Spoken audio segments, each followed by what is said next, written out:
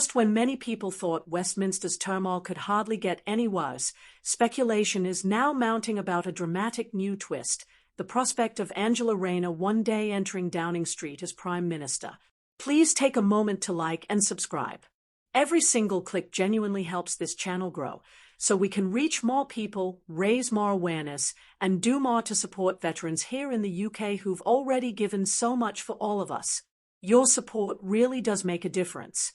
Tonight, Labour finds itself under intense scrutiny, accused by critics of presiding over what they call a nightmare before Christmas, following a rapid succession of rows and resignations.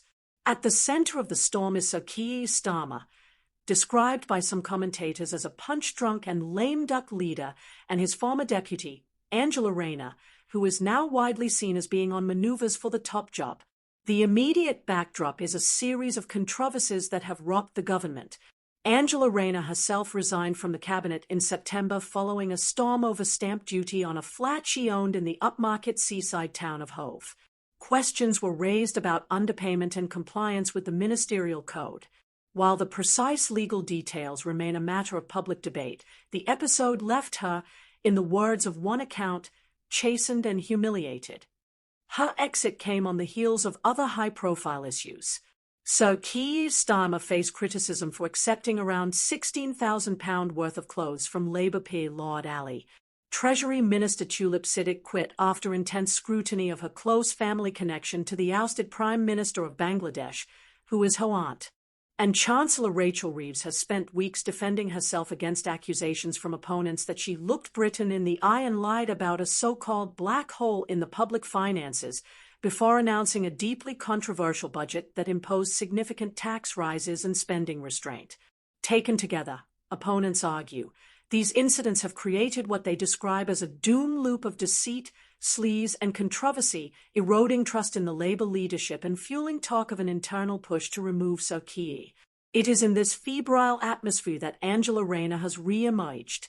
After a period of relative silence following her resignation, she appeared in the House of Commons to deliver a pointed speech in defence of her flagship cause, workers' rights legislation.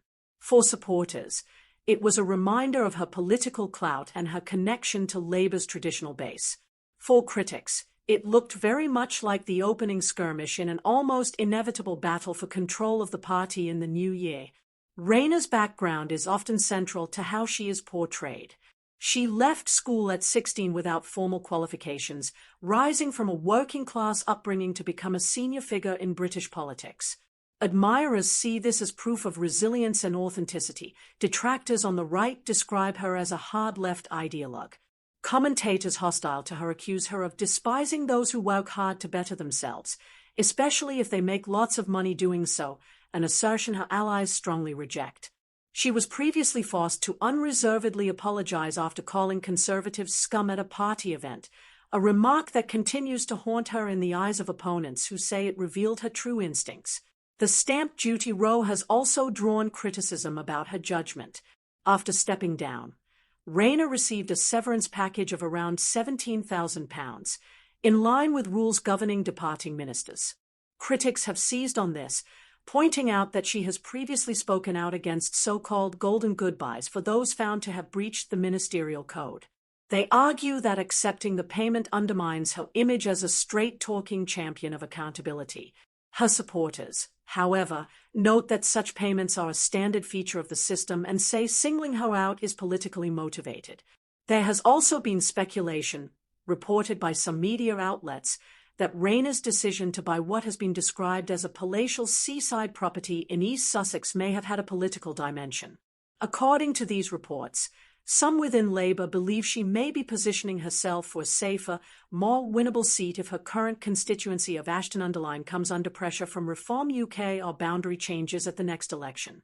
Those close to Rayner have not publicly confirmed any such plan, and MPs frequently move constituencies for a range of professional and personal reasons.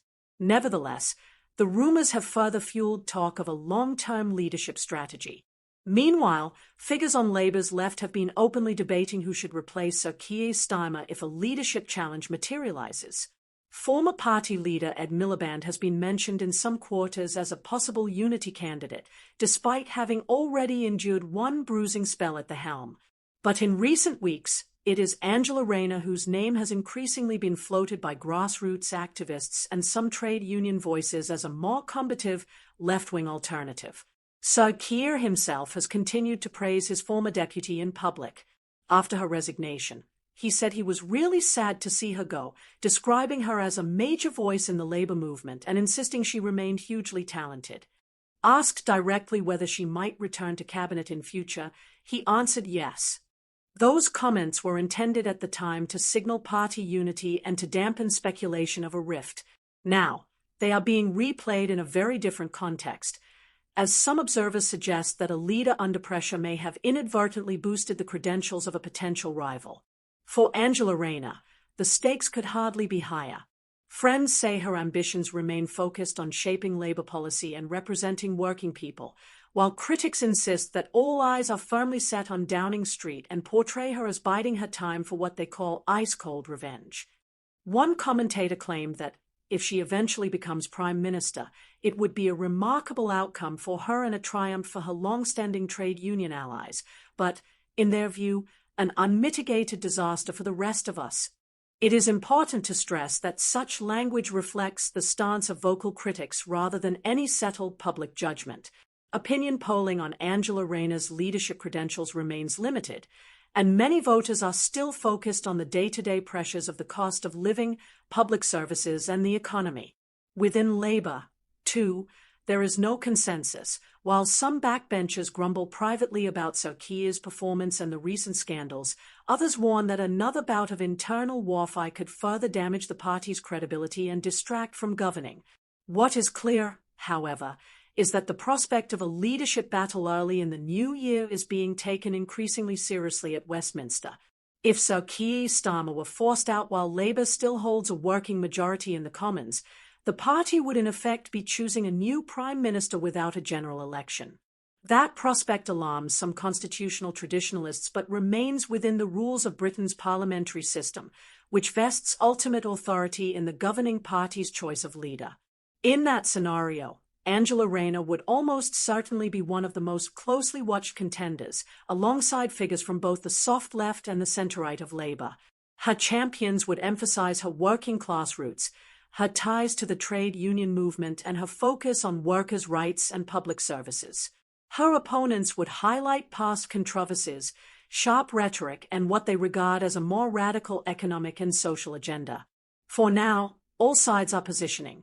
The government insists it is focused on implementing its program and tackling the economic challenges facing the country.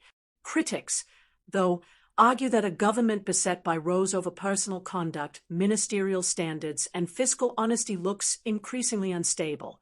They say the talk of Angela Rayner as a future Prime Minister is not some distant hypothetical, but a live question that could define British politics in the months ahead. As the year draws to a close, voters watching from the outside might be forgiven for feeling a sense of déjà vu, another party in power wrestling with internal tensions, leadership intrigue, and questions of trust. Whether the prospect of Angela Rayner entering number 10 will be seen as a fresh start, a further lurch into uncertainty, or something in between, will ultimately be for the electorate to decide. But for a political class already weary from years of upheaval, it is a reminder that, in Westminster, things can always get more complicated than anyone expected.